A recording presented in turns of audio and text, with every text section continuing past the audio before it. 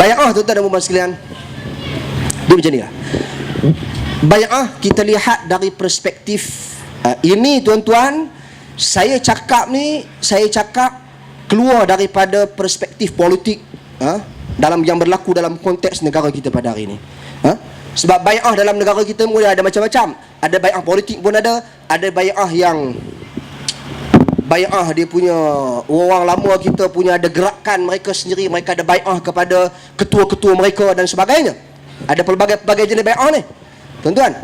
Okey, tapi saya bercakap bai'ah yang dibahaskan dari perspektif Islam, tuan-tuan. Satu tulisan oleh Syekh Ali Hasan Al-Halabi Al-Athari. Dia tulis satu buku, Al-Bai'atu Baina Sunnati Wal Bid'ah. Bai'ah antara sunnah dengan bid'ah. Okey.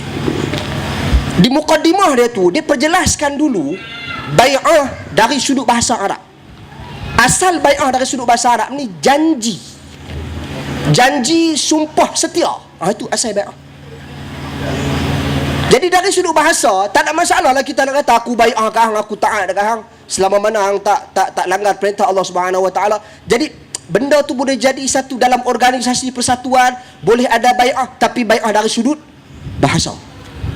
Adapun bai'ah dari sudut Islam yang digariskan dalam syariat Islam, satu saja jenis bai'ah. Satu sahaja, dan dia tidak boleh ada dua. Iaitu bai'ah kepada pemerintah Islam yang sah melalui sistem kekhalifahan, satu, ataupun sistem beraja, dua, ataupun kekhalifahan ni sama ada dia lantik khalifah yang ada sekarang, dia lantik khalifah yang seterusnya berdasarkan pemilihan dia, ataupun dilantik melalui sistem syura. Orang-orang yang cerdik pandai yang dilantik oleh pemerintah, mereka yang pilih siapa yang layak jadi pemerintah.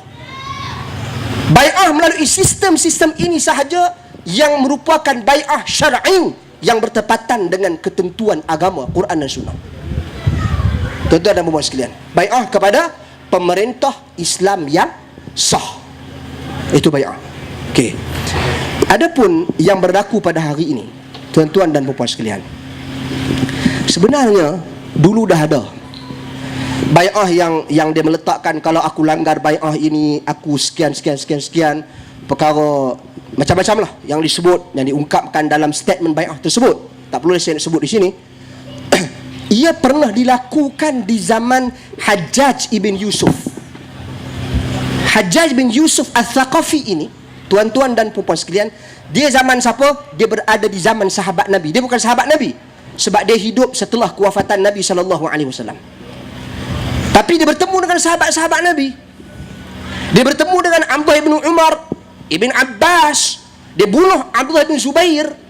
Dia bunuh Sa'id ibn Musayyib, seorang pemimpin tabi'in yang agung. Tuan-tuan, dia jadi dia dilantik menjadi gubernur di Baghdad di Iraq. Masa dia dilantik menjadi gubernur di Baghdad, gubernur ni macam wali kota, macam raja bagi negeri dia. Itu gubernur. Bila dilantik sebagai gubernur, tuan-tuan dan puan sekalian, dia orang yang pertama buat bai'ah ni. Dia panggil bai'ah Hajjajiyah. Disandarkan kepada nama dia. Sempurna nama dia Hajjaj bin Yusuf. Jadi bai'ah tu dia panggil bai'ah Hajjajiyah. Okey. Bai'ah ni dia apa yang ada dalam tu, dia gabung dua benda. Dia gabung aiman dengan bai'ah. Aiman ni sumpah. Tuan-tuan dan puan, sumpah setia, sumpah janji. Sebab apa? Sebab dia meletakkan syarat, hendaklah kamu bai'ah kepada aku, sekiranya kamu langgar bai'ah ini daripada mentaatiku, maka satu, jatuh talak isterimu. Ini dalam bai'ah Hajjaj bin Yusuf. Boleh buka dalam kitab, memang tengok, memang ada. Okey, satu, jatuh talak isterimu. Kedua, kamu kena pergi melaksanakan haji. Ketiga, kamu kena sedekah kepada fakir miskin. Tuan-tuan, yang keempat saya terlupa. Dia ada 4 perkara yang disebut dalam bai'ah Hajjaj ibn Yusuf. Maknanya benda ni bukan satu benda yang baru. Sebab tu ulama-ulama Islam dulu bincang benda ni. Al-Imam Ibnul Qayyim rahimahullah nukilkan isu aimanul bai'ah, sumpah bai'ah, ataupun dia panggil bai'ah Hajjajiyah dalam kitab dia A'lamul Muwaqqi'in. Dia bahaskan secara detail terperinci. pendapat, pandangan para ulama. Cuma bincanglah soal jatuh talak ke tak jatuh talak. Tuan-tuan Muslim, yang tu ada perbincangan panjang tentang dia. Majoriti jumhur ulama kata jatuh. Ada pendapat dalam mazhab Hanafi kata tak jatuh. Dia bergantung pada niat dia. Adakah dia terpaksa melepaskan itu kerana terpaksa, dipaksa, ataupun dia melepaskan bai'ah itu kerana kerelaan dia. Itu perbincangan yang panjang. Saya tak bermaksud sentuh isu tersebut. Cuma bila berlaku sistem bai'ah yang macam ini, tuan-tuan dan puan-puan sekalian, seperti mana disebut oleh Datuk sebentar tadi, tuan-tuan dan puan sekalian, ia menyebabkan berlaku banyak isu dan permasalahan. Sebab apa? Sebab bila berbai'ah kepada manusia tanpa ada sebarang kelonggaran, maksud saya kelonggaran ini merujuk kepada bai'ah ini boleh terhapus sekiranya yang dibai'ah itu melanggar prinsip-prinsip Al-Quran dan juga As-Sunnah. Tuan-tuan dan puan sekalian, kalau tak ada macam ni, yang jadi masalah banyak. Sebab apa? Dia menjadikan manusia taksub, asabiyah pada individu ataupun kelompok tertentu ataupun organisasi tertentu. Tapi kalau dia ada benda tu, sekiranya dia bercanggah dengan Al-Quran dan Sunnah, terbatal bai'ah ini, tuan-tuan dan puan sekalian. Kita kena bahas topik lain pula. Adakah bai'ah itu kategori bai'ah yang sah dan dibenarkan di dalam Islam?